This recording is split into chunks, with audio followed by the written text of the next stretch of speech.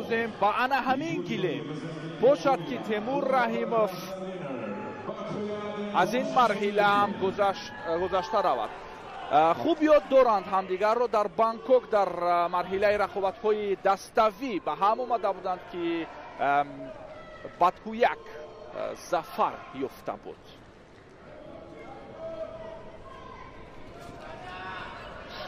اکنون کوربری اول از جنوبی مغولستانی پای رو پیش برد. تیمور شتاب نمیکند. حالا توجه دارد. موقعیت هست اما برای زمین کردن حالا کوشش دیدن نمی شود. هر دو هم لحظه می جویند. با ایستگی کشمکشی از جانب تیمور اکنون شدت دیده شد. مته دوار قریب 1 دقیقه است دست به گریبان بودند. حالت رخ نداد و شیدو از جانب دواری کشوری ایالات متحده آمریکا با هر دو هوشمند می سازد که یکم چالکتر باشند و به کار بیایند. اکنون پایزنی تیمور باز هم موقعیت اول از داخل حرکتی به تو یک و اینجا موفق میگردد پهلوانی 25 ساله مغولستانی. دوامی کار در حالت پرتری دور نمی رود. حالا ما جواب این عملکرد را از تیمور انتظار هستیم. یوکو برای ورزشکار مغولستانی یکم اکنون تپش دلیمانی زیاد می شود و وضع هم بسیار پر از احساسات می گردد. کشیدن سمت خش از سوی تیمور این هم برای موازنت رو خللدار کردن. به هر صورت آرام است تیمور رحیموف. حالا موقعیت استوار می جوید و مشخصتر می گیرد. از پشت گریبان سریاستین هم داشته است. اکنون نزدیک میشن. شاید از کمربند بگیرید. با آهستگی دست رو پیش میبرد برای دست آوردن کمربند. نه کنده شدند. اکنون باز هم کمیکت و یا جستن موقعیت مناسب و گرفت. بالاخره تیمور رحیموف پیش میرود. پشتی پاگیری زد و باز هم عکس العمل از جانب بطویک. اینجا یک مراتبه دیگر وزنین تر میگردد. باز هم امتیازی پهلوانی مغولستانی. ببینید چگونه پای خود را وسیع داشت و بعداً فشار آوری کرد.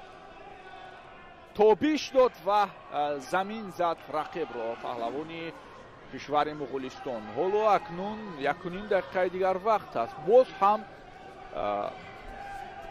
احساسات بلند می شود. از حالت دیگری کاری سنجش میکند. تیمور با اوسته خود پرتاب کرد و این بسیار حالت خوب است که تیمور بالاخره حالا یک امتیاز رو در جیب میزند.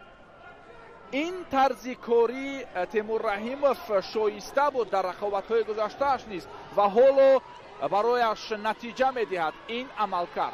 دوامی کار. اکنون باز هم تیمور آستین بر میزند و نزدیک میشود.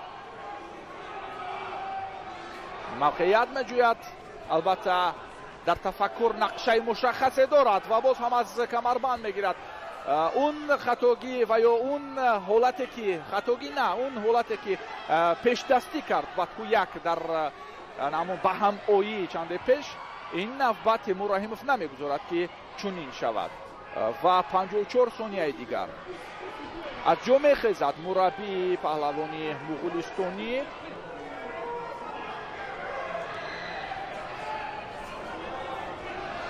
و باز هم تیمور رحیموف برای موقع پیدا کردن اینجا کوشش میکند.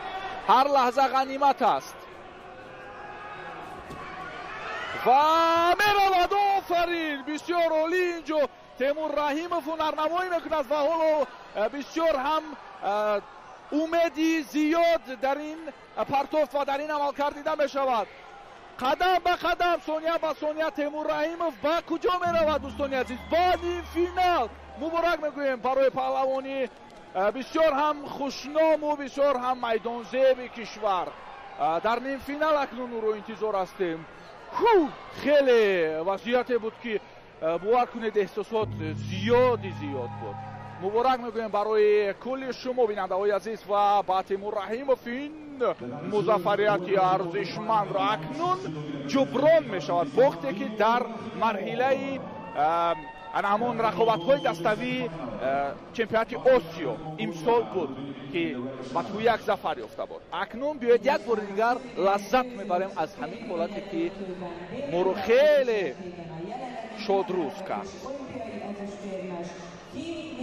و زیبا